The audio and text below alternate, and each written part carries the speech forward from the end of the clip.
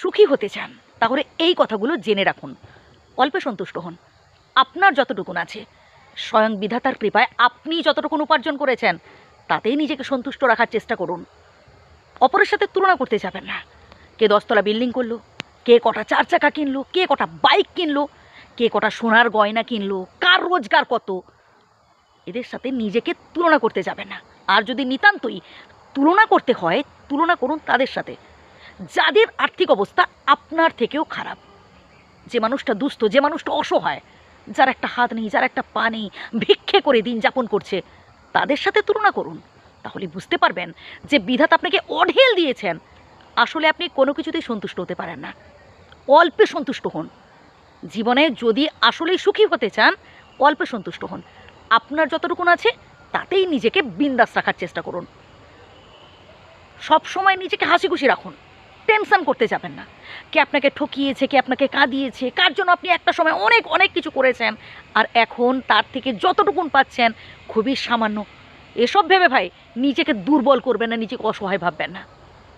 আপনি আপনার কর্তব্য পালন করে যান, আপনি আপনার কর্ম করে যান, বাকিটা ছেড়ে দিন না বিধাতার ওপর।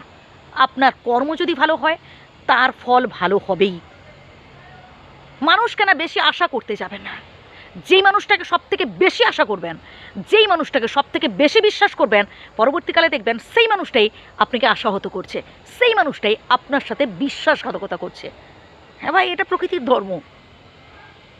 যার জন্য আপনি করবেন ভাই, সেই পরবর্তীকালে বলবে আপনি চোর। তাই বলে কি মানুষের উপকার করবেন না? অবশ্যই করবেন। আশা করবেন না তাকে যে আজ আমি তোমায় 10 টাকা দিয়ে সাহায্য করছি কারণ পরবর্তীকালে তুমি আমাকে বিপদে সাহায্য করবে, তাই এটা ভাববেন না। আপনি এটাই ভাবুন যে একজন মানুষ বিপদে পড়েছে, তাকে আমি বিপদ থেকে উদ্ধার করার চেষ্টা করলাম। আর একটা কথা বলি শুনুন ভাই, আপনি সে যত ভালো ভালো কাজ করুন না কেন, কিছু কিছু মানুষ সমাজে থাকবে যাদের কাজটাই হচ্ছে সমালোচনা করা। তারা কোনোদিনও আপনাকে ভালো বলবে না, তারা পেছনে লাগার চেষ্টা করবে, আপনার সমালোচনা করবে, নিন্দা করবে, আপনাকে উত্ত্যক্ত করার চেষ্টা করবে, প্রতি পদে পদে আপনাকে ডিস্টার্ব করার চেষ্টা করবে, আপনার নামে বদনাম রটাবে। আপনি এদের কথা শুনে প্লিজ ভালো ভালো কাজ করা থামিয়ে দেবেন না। টেনশন করবেন না, দুশ্চিন্তা করবেন না এদের কথা শুনে। আর এদের কাছে ভালো হওয়ার কোনো দরকার নেই।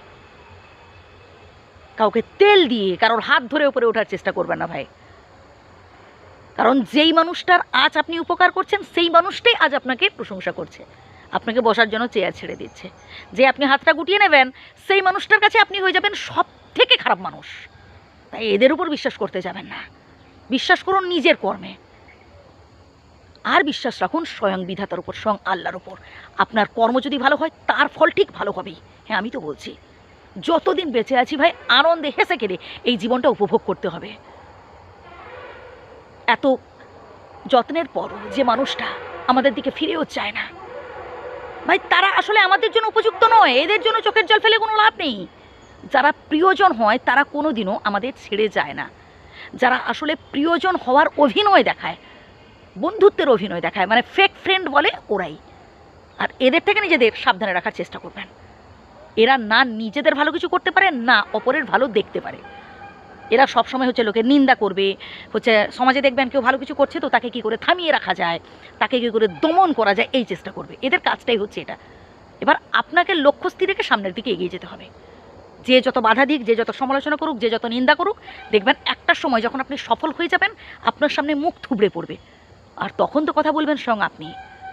তাই একদম নিজেকে বিন্দাস রাখুন। মনে রাখবেন জীবনে দুঃখ থাকবে, জীবনে কষ্ট থাকবে, আবার সুখও থাকবে। যত বেশি আপনি দুঃখ কষ্টগুলোকে হাসি মুখে গ্রহণ করতে পারবেন তত বেশি আপনি জীবনটাকে এনজয় করতে পারবেন। নিজেকে ভালোবাসতে হবে ভাই।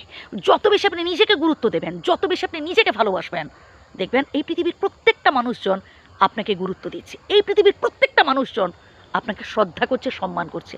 আর আপনি যদি নিজেকে পিছিয়ে রাখেন, অবহেলা করেন, তাহলে দেখবেন প্রত্যেকেই ভাই আপনাকে অবহেলা করবে, অপমান করবে। আপনি আপনার কাছে রাজা, আপনি আপনার কাছে সেরা। আলু সেদ্ধ ভাত খেয়ে থাকুন কিন্তু সৎভাবে, বুঝলেন? আপনি আপনার টাকায় বেঁচে আছেন ভাই। হ্যাঁ, হতে পারে সে ধনী, হতে পারে সে লাখপতি, কেন মাথা নত করবেন তার কাছে? আপনি আপনার উপার্জনের টাকায় বেঁচে আছেন, অতএব মাথা উঁচু করে বাঁচুন, সৎভাবে বাঁচার চেষ্টা করুন এবং এই লাইফটাকে এনজয় করার চেষ্টা করুন। যে কথাগুলো বললাম প্রয়োজনে প্রথম থেকে শুনুন, উপকৃত হবেন। ভালো থাকবেন।